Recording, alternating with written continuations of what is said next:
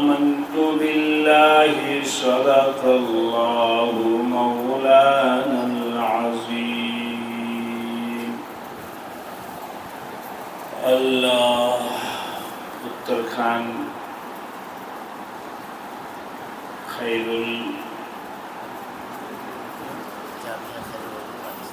জামিয়া খায়রুল উলুম আল ইসলামিয়া মাদ্রাসার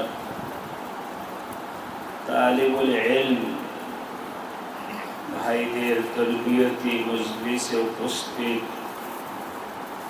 হযরত আসাতিজায়ে কেরাম উলামায়ে কেরাম ও আজিজ তালাবা, আল্লাহ রাব্বুল আলামিনের দরবারে অসংখ্য শুকরিয়া। আল্লাহ রাব্বুল আলামিন আমাদেরকে দয়া করে মেহেরবানি করে কোরআনী ইলম হাসিল করার জন্য, কোরআন শিখার জন্য, কোরআন পড়ার জন্য মাদ্রাসায় আসার, এই মাদ্রাসায় ভর্তি হওয়া তৌফিক দান করেছেন। সকলে শুকরিয়া আদায় করে বলি আলহামদুলিল্লাহ।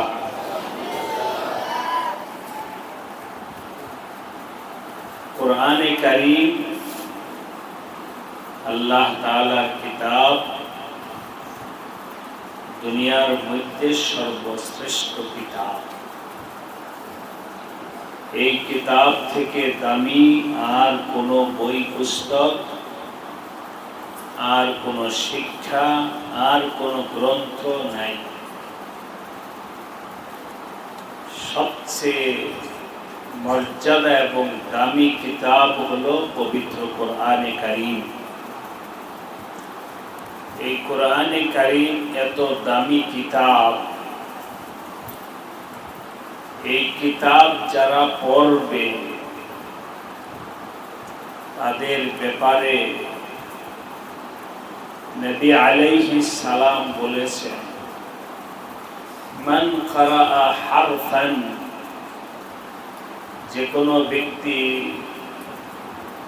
কোরআনে কারীমের একটা হরফ পড়বে, ফালাহু হাসানাতুন, তার একটা নেকি হবে, আর ওই নেকির বদলায় আল্লাহ পাক 10টা সওয়াব লিখে দেবে। 10টা সওয়াব তার আমল নামায় হবে। লা আকুলু আলিফ লাম মিম হারফুন, নবীজি বলেন আমি এই কথা বলছি না যে আলিফ লাম মিম একটা হরফ, বরং এই কথার উদ্দেশ্য হলো আলিফ একটা হরফ, লাম একটা হরফ, মিম একটা হরফ।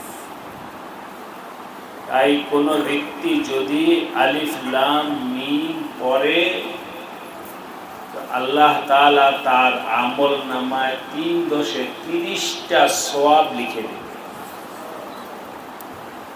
সুতরাং তালিবে ইলম ভাইদেরকে বলবো, এই কোরআন যখন আমরা পড়তে বসবো, হিফজখানার ছাত্র হোক, নাজেরার হোক, মক্তবের হোক, সবাই মনের মধ্যে এটা বসাবো, আমি যতটা হরফ পড়ব ততটা হরফের বদলে আমার কয়টা সওয়াব লেখা হবে? 10। বলো কয়টা? সবাই বলো কয়টা? 10। এটা লেখা হবে আমার আমল নামা।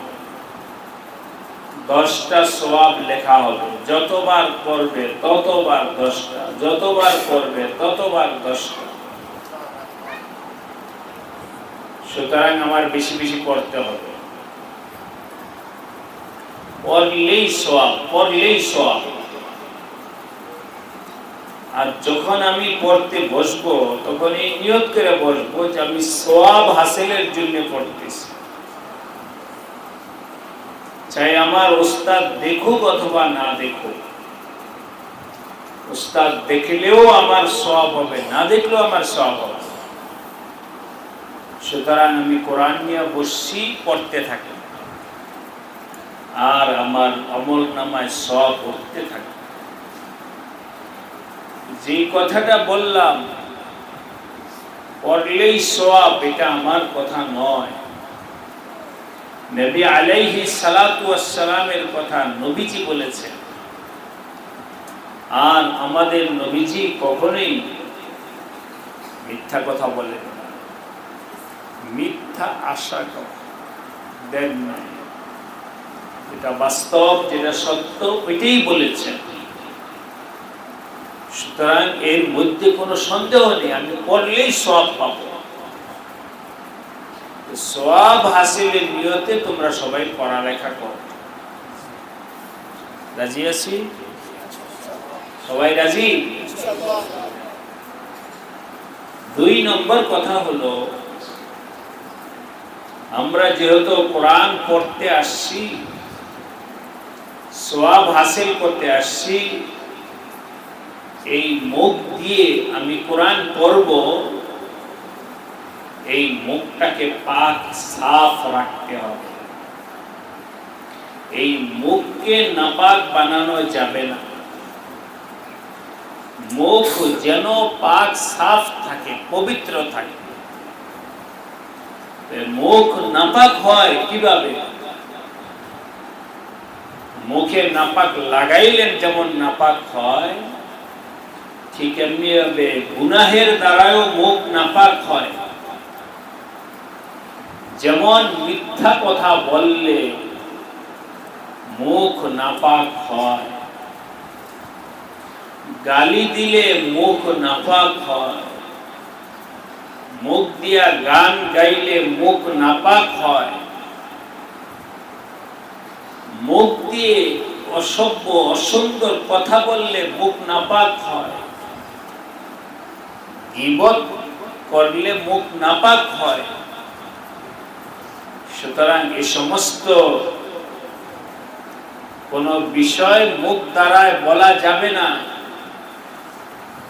বিশেষ করে মুখ দ্বারায় দুইটা বিষয়, দুইটা কথার ব্যাপারে তালিব ইলম ভাইদেরকে সতর্ক করতেছে। এক হলো মুখ দ্বারায় মিথ্যা কথা বলবো না, আরেক হলো কাউকে গালি দিব না। কারণ এই দুইটা গুনাহ এমন,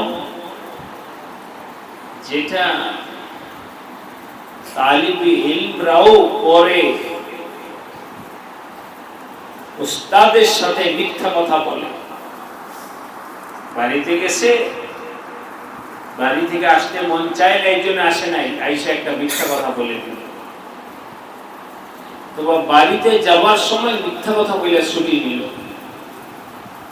বাড়িতে গিয়ে মা বাবার সাথে মিথ্যা কথা বলল। নিজেদের পরস্পর একে অপরের মিথ্যা কথা বলল।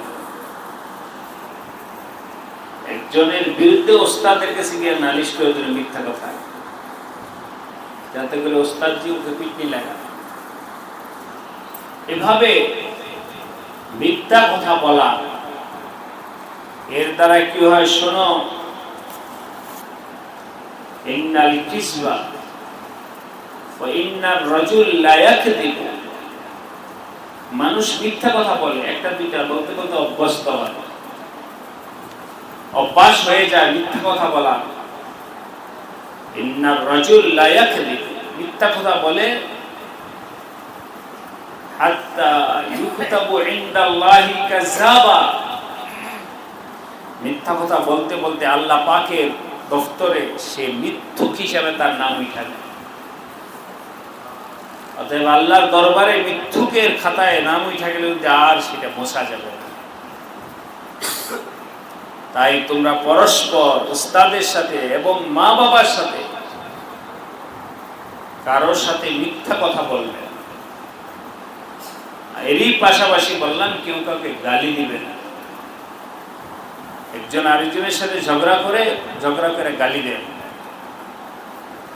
আমাদের নবী আলাইহিস সালাম লাম ইয়াকুন ফাহিশান ওয়ালা মুতাফাহিশান। নবী আলাইহিস সালাম কখনো গালি দেন নাই, কাউকে নবীজি কখনোই গালি দেন নাই, না ছোট অবস্থায় না বড় অবস্থায়, কখনোই নবীজি কাউকে গালি দেন না। এই অনুশীলন ছোট থেকে আমাদের করা উচিত। এই তিনটা কথা তালিব ইলম ভাইদেরকে বললাম।